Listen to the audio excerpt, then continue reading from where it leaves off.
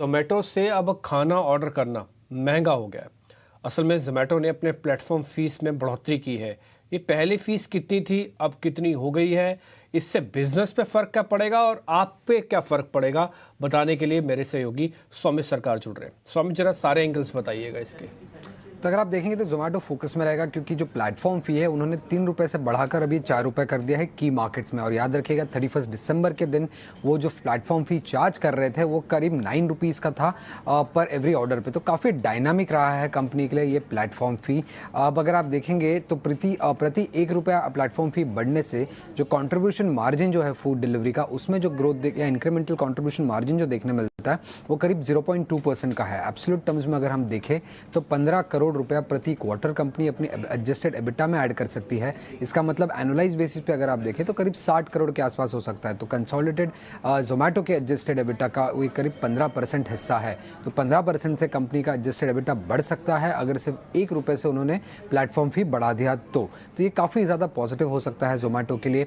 और उसी के साथ याद में रखिएगा कुछ दिन पहले कंपनी को एक जीएसटी नोटिस आई थी 400 करोड़ रुपए का, क्योंकि उन्होंने जो जीएसटी नोटिस थी वो अमाउंट कलेक्टेड जो किया था उन्होंने डिलीवरी फीस को लेके, उसके लिए था ये। और ज़ोमैटो का मानना ऐसा है कि वो ये डिलीवरी फीस उन्हें लायबल नहीं है ये डिलीवरी फीस पे करना। बट ब्रोकरेजेस अब कह रहे हैं कि आगे चल के अगर ये लायबल हो भी जाता है कंपनी के लिए तो कंपनी अपनी प्लेटफॉर्म फी बढ़ा के इसको ऑफसेट कर सकती है काफ़ी ईजिली। अब जो करंट उन्होंने हाइक किया है 1 रुपये का, उसका सीएलएसए का मानना ऐसा है कि करीब 25% का जो इम्पैक्ट है ये ऑफसेट हो जाता है उससे। और आगे चल के कई ज़्यादा ऑप्शंस है ज़ोमैटो के पास ये जीएसटी फीस को ऑफसेट करने के लिए, जैसे कि वो प्लेटफॉर्म फी तो बढ़ा ही सकते हैं, उसी के साथ टेक रेट भी बढ़ा सकते हैं करीब 0.9 से 2.5% के आसपास। और जो एवरेज ऑर्डर वैल्यू है उसको भी करीब 4 से 10% बढ़ा सकते हैं आगे चल के। तो काफ़ी ज़्यादा ऑप्शनलिटी है कंपनी के पास ये जीएसटी अमाउंट को ऑफसेट करने के लिए। और आगे चल के भी जो प्लेटफॉर्म फी बढ़ने देखने को मिलेगी उससे अगर आप देखेंगे तो कंपनी के एडजस्टेड एबिटा पे करीब 15% का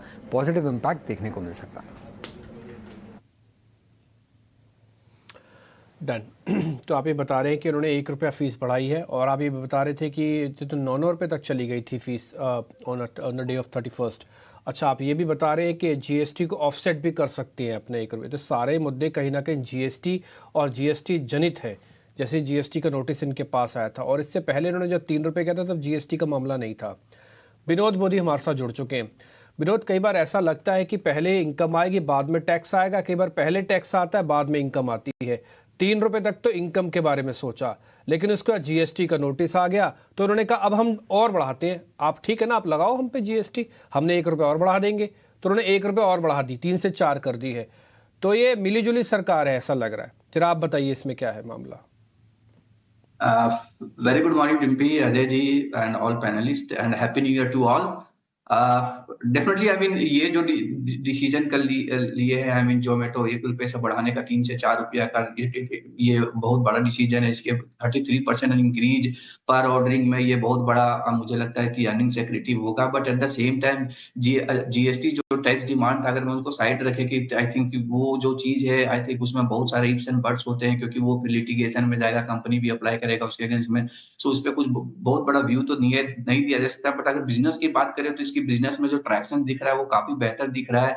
फूड डिलीवरी के बिजनेस की बात करें तो फूड एडजस्टेड एबिटा लेवल पे वो आई थिंक ब्रेक इवन होने वाला है कमिंग क्वार्टर में। At the same time Q1 FY25 में इसका जो ब्लिंकिट बिजनेस है वो भी एबिटा ब्रेक इवन हो जाएगा। तो ओवरऑल आप देखोगे कि ये साल का एंड तक आगे ओवरऑल ये एबिटा लेवल पे पॉजिटिव हो जाएगा। Next year will see sharp improvement in overall margin and profitability. अगर मैं इसके रेवेन्यू की बात करूं तो FY23 में अगर मैं रेवेन्यू देखो तो जो लगभग 7,000 करोड़ का था वो बढ़ करके ये ईयर सिर्फ 12 महीने में 7,000 करोड़ का रेवेन्यू बढ़ के 12,500 करोड़ का हो रहा है। इस पर स्ट्रिक्ट एक्सपेक्टेशन में बोल रहा हूँ, यही FY26 में रेवेन्यू मतलब 16,500 करोड़ का हो रहा है। मतलब आप समझ सकते हैं 2 साल में इसका रेवेन्यू का ग्रोथ देखिए। तो वही मैं बोल रहा हूँ, जो बिजनेस में जो ग्रोथ जो कंपनी में दिखाई दे रही है वो मुझे लगता है बहुत बेहतर ग्रोथ है।